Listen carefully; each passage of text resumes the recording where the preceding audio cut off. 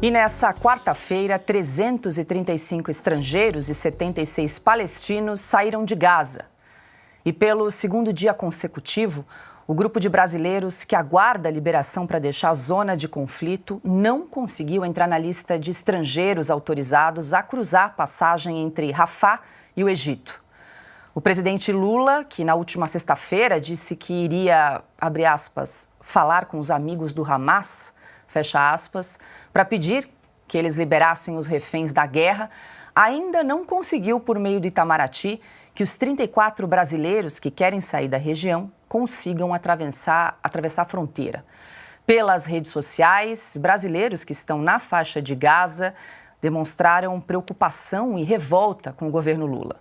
Eu acredito que o governo federal não está fazendo o esforço para tirar os brasileiros daqui. Nenhum brasileiro vai viajar hoje. Se a gente não viajou hoje, infelizmente a gente vai ficar aqui. Terror. A fronteira já está aberta, até esse momento a gente não tem notificação nenhuma para viajar hoje. Estamos ainda com falta de água.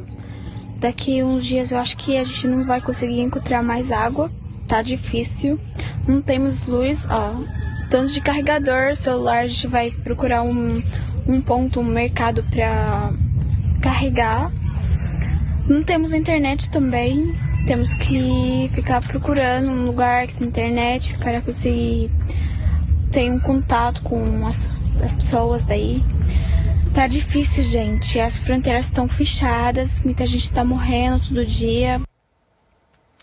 Bom, já a lista de hoje tem aproximadamente 600 pessoas autorizadas a entrar no Egito.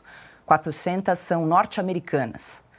E aqui no Brasil, nesta quinta-feira, pela manhã, o avião da FAB, com 32 brasileiros vindos do território palestino da Cisjordânia, chegou ao país. Apesar de não estarem em uma área de conflito, os brasileiros disseram que tinham dificuldade de locomoção na Cisjordânia e viviam o temor de que a guerra se espalhasse. E antes da gente abrir nossa rodada de análise e comentários aqui em Oeste Sem Filtro, quero mandar um beijo muito especial para o nosso mestre Augusto Nunes, que segue se recuperando aí de uma faringite. Logo mais na semana que vem, ele estará aqui conosco novamente. Aproveito para dar as boas-vindas. Muito boa noite, Rodrigo Constantino. Chegamos então, infelizmente, consta o 27º dia desse conflito no Oriente Médio, desde o último dia 7 de outubro, quando o grupo terrorista Hamas atacou Israel. Essa é uma boa notícia desde ontem, para quem vive aí na faixa de Gaza. Então, o Egito liberou Rafah para fazer a passagem aí desse grupo que está vivendo numa área extremamente delicada, de guerra, de conflito, enfim. E desde ontem, então, 335 estrangeiros, 76 palestinos conseguiram sair de Gaza. Infelizmente, os 34 brasileiros não estão nessa lista, pelo menos por enquanto, de pessoas autorizadas a deixar a faixa de Gaza. Muito boa noite, Consta. Boa noite, Paula. Pelo visto, a amizade de Lula com a turma do Hamas não está adiantando muito para esses brasileiros. Boa noite, Carlos Cauti. Boa noite, Silvio Navarro, meu amigo. Boa noite, querida Ana Paula Henkel. E melhoras para o mestre Augusto.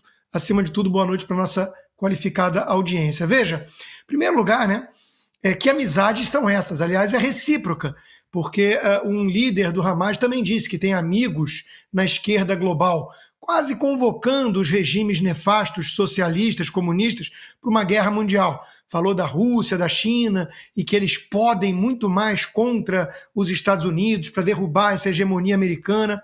É importante a turma entender que o Hamas foi comparado pelo próprio presidente Joe Biden ao ISIS, ao Estado Islâmico, porque também gosta de degolar cabeças e tudo, só que o Hamas andou usando uma estratégia de infiltração no Ocidente por meio da academia e tem uma política de relações públicas ali, que está surtindo efeito. A gente está vendo o resultado disso.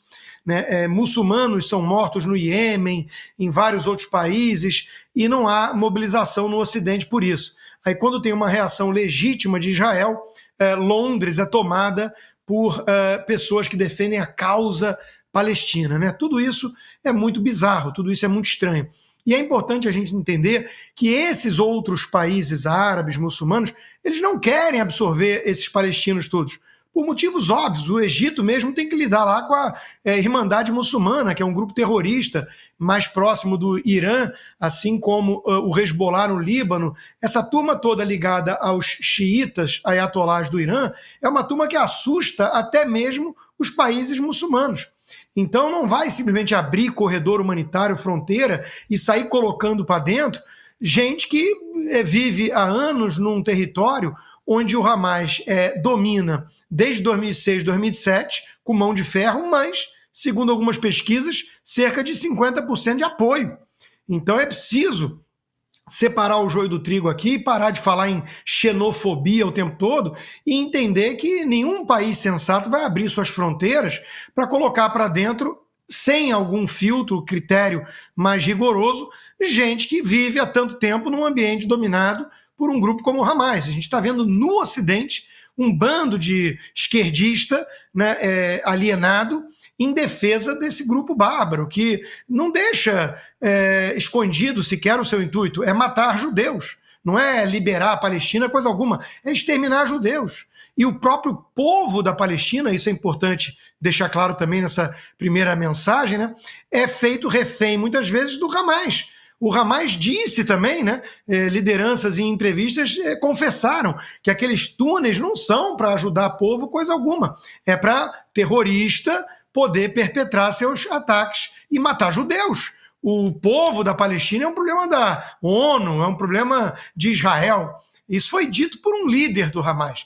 Então causa muita espécie, muito espanto, que ainda tem gente no Ocidente que não se deu conta de o que está acontecendo, do que a gente está lidando nessa região. Nós estamos lidando com um grupo bárbaro, selvagem, monstruoso, disposto a matar a própria população para infligir algum tipo de dano em Israel, dentro dessa guerra também de narrativas, além da guerra física, que eles já conseguiram aí matar mais de 1.500 inocentes. Então é muito importante ter isso claro. Clareza moral é o que está faltando aqui. O próprio Bibi Netanyahu fez um discurso muito, muito objetivo de estadista sobre isso. É civilização versus barbárie. O Lula está do lado da barbárie. Pois é, Silvio Navarro, muito boa noite. 335 estrangeiros, então, foram liberados ali da faixa de Gaza. Infelizmente, os 34 brasileiros não estão na lista para poder atravessar ali Rafah, que é aquela passagem que dá acesso, então, ao Egito, né, no sul da faixa de Gaza. Será que a ligação do presidente Lula não funcionou aí para o grupo extremista Hamas? Vamos dar uma olhada. Não é possível, sabe, fazer o ataque, matar inocente, sequestrar gente, sabe, da forma que eles fizeram. Não é possível, sem medir as consequências do que acontece depois. Porque agora o que nós temos é a insanidade também do primeiro-ministro de Israel, querendo acabar com a faixa de Gaza. E já conversei. Se eu tiver informação, olha, ô Lula, tem um presidente de tal país que é amigo do Hamas. É para esse que eu vou ligar. Ô cara, fala pro Hamas libertar o refém, porra. Fala pro cara libertar os reféns, para que ficar com o inocente lá detido? Liberta, tem gente que precisa de remédio para tomar, tem gente que tem arma, liberta os reféns. E também falar para o governo de Israel, liberta os presos, liberta os sequestrados. Que coisa que é essa? E aí, Silvio Navarro, podia ligar para liberar esses 34 brasileiros que estão ali confinados na faixa de Gaza, hein? Boa noite, Paula Leal, querida Ana Paula, meu amigo Rodrigo Constantino, Carlo Cauti aqui na bancada. Boa noite para você que nos assiste. Pelo jeito, o seu Zé do Hamas não atendeu o telefone, não respondeu o WhatsApp do Lula. Olha só, a gente até tenta começar de uma forma descontraída, mas o assunto é muito sério. Eu fico imaginando esse vídeo, né, ali com legenda em inglês, por exemplo, em francês, em vários idiomas, rodando o planeta. Como é que essa mensagem, como é que essa pequenez, como é que essa forma de diplomacia de botequim do presidente da República do Brasil é vista lá fora, na União Europeia, nos Estados Unidos? Como é que é vista no Japão, em outros países do próprio Ocidente? Muito sério, não é? O Brasil se tornou um anão diplomático em muito pouco tempo. E aí cabe a reflexão, porque muitos, os que hoje estão contra as cordas, dando voltas, procurando saídas em seus comentários na velha mídia para tentar justificar o injustificável, que é passar pano para o Hamas e defender a diplomacia deste governo, chamavam o governo Bolsonaro de um pária internacional. Pois bem, o que somos agora? Quando o assessor internacional deste governo, uma espécie de chanceler informal, o senhor Celso Amorim, prefaciou um livro sobre a diplomacia do Hamas. E agora, à luz de 2023, nós sabemos o que é a diplomacia do Hamas. Jogar mísseis em civis inocentes, degolar crianças, estuprar mulheres, matar a sangue frio, fuzilar jovens em uma festa de música eletrônica e sequestrar outros que... Os que saíram desses cativeiros, que são verdadeiros túneis, a maioria, inclusive, que desembocam em hospitais, porque é isso que o Hamas faz dentro da faixa de Gaza, aquela faixa estreita, com 41 quilômetros por 12, superpopulosa, pobre, e o Hamas utiliza os hospitais como sede e como escudo. Essas pessoas sequestradas até hoje, 41 nacionalidades diferentes ou foram sequestradas ou assassinadas. Então, quando a gente traça esse panorama, e não adianta, nós vamos continuar repetindo, porque só nós estamos fazendo isso praticamente na imprensa brasileira, que é não passar pano para terroristas, para selvagens, para bárbaros, para pessoas que vivem da maldade, para a escuridão. É disso que se trata. E é desse lado que o presidente Lula colocou o Brasil lá fora. O Brasil teve uma experiência desastrosa à frente do Conselho de Segurança da ONU, cuja presidência é rotativa e quis o destino que o Brasil estivesse à frente no mês em que estourou essa guerra em Israel. O Brasil teve a vergonhosa participação e não conseguiu aprovar uma resolução. E nesta semana, por exemplo, nós acompanhamos a assessoria de imprensa do presidente da República em emissoras privadas, batendo palma e dizendo que o Brasil buscou a paz, como se houvesse qualquer tipo de equidade entre a civilização e a barbárie, a maldade e o terror.